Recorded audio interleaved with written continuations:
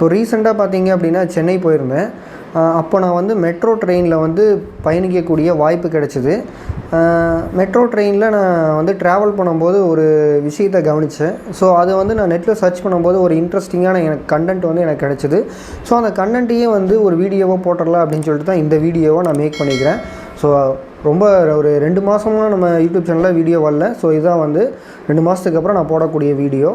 So இந்த வீடியோவில் நான் எதை பற்றி பேச போகிறேன் அப்படின்னு பார்த்தீங்கன்னா, மெட்ரோ ட்ரெயினில் நம்ம யூஸ் பண்ணக்கூடிய ட்ராக்கில் எல்லாத்துலேயுமே பார்த்திங்கன்னா நம்ம கற்களை வந்து நம்ம யூஸ் பண்ணுறதில்ல. ஏன் வந்து கற்களை யூஸ் பண்ணாமல் மெட்ரோ ட்ரெயினில் வந்து வேறு மாதிரியான ஒரு ட்ராக்கை வந்து நம்ம யூஸ் பண்ணிகிட்டு இருக்கிறோம். காங்க்ரீட்டில் அந்த இருப்பு பாதைகள் எல்லாத்தையும் வந்து பில்டு பண்ணி அது மூலமாக ட்ரெயினை வந்து நம்ம இயக்கிட்டு இருக்கிறோம்.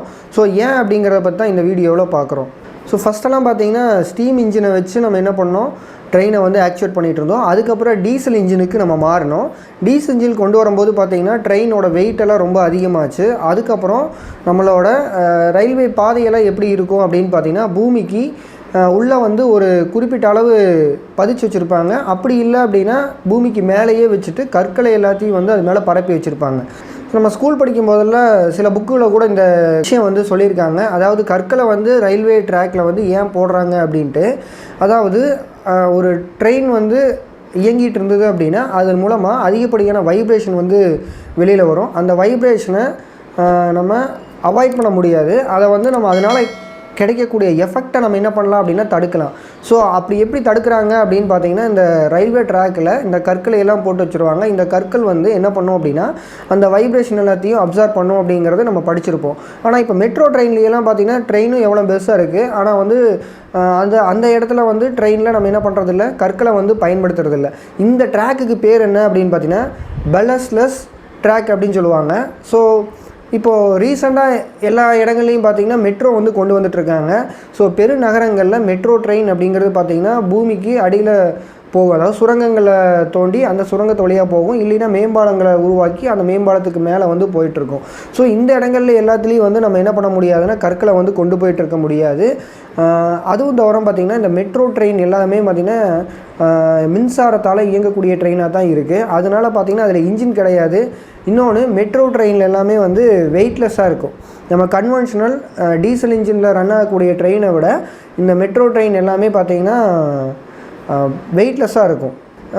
இதனால் பார்த்திங்கன்னா வைப்ரேஷன்ஸ் வந்து நமக்கு அதிகமாக கிடைக்கிறதில்ல. ஸோ கம்மியான அளவு தான் வைப்ரேஷன் கிடைக்கிது. அதனால் பார்த்திங்கன்னா அந்த வைப்ரேஷனை தாங்கக்கூடிய அளவாக வந்து இந்த ரயில்வே ட்ராக் இருக்கணுங்கிற அவசியம் கிடையாது.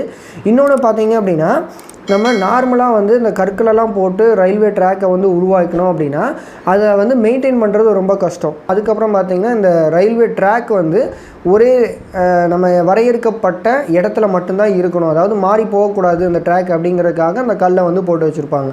ஆனால் இப்போல்லாம் என்ன பண்ணுறாங்க அப்படின்னு பார்த்தீங்கன்னா, மெட்ரோ ட்ரெயின் எல்லாத்துலேயும் காங்க்ரீட் பெட்டை வந்து போட்டுறாங்க. காங்க்ரீட் பெட்டுக்குள்ளே இந்த ரயில்வே ட்ராக்கை வந்து நம்ம என்ன பண்ணியிருப்போம் அப்படின்னா ப்ளேஸ் பண்ணியிருப்போம். ஸோ இப்படி ப்ளேஸ் பண்ணும்போது பார்த்திங்கன்னா அதிகப்படியான வைப்ரேஷனை அதாவது வைப்ரேஷனே கிடையாது, கம்மியாக தான் இருக்குது. அது மட்டும் கிடையாது, இந்த காங்க்ரீட் பெட்டை வந்து நம்ம போகிறதுனால லைஃப் லாங்காக இருக்கும். ரொம்ப வருஷத்துக்கு கிட்டத்தட்ட 60 வருஷம் கூட நம்ம இந்த காங்க்ரீட் பெட்டு போட்டு இந்த ரயில்வே ட்ராக் வந்து நம்ம யூஸ் பண்ணலாம்.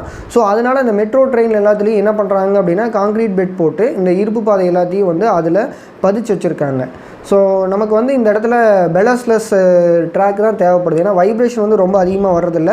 அதனால் அந்த இடத்துல கற்கள் தேவையில்லை. ஸோ இந்த வீடியோவில் மெட்ரோ ட்ரெயின் போகக்கூடிய ட்ராக்கில் ஏன் வந்து கற்கள் எல்லாம் போடலை அப்படிங்கிறத பற்றி உங்களுக்கு தெரிஞ்சிருக்கும். ஸோ இந்த வீடியோ உங்களுக்கு பிடிச்சது அப்படின்னா இந்த வீடியோவுக்கு ஒரு லைக் பண்ணிவிட்டு உங்கள் ஃப்ரெண்ட்ஸுக்கும் ஷேர் பண்ணுங்கள், அவங்களும் தெரிஞ்சுக்கிட்டோம். பாய்.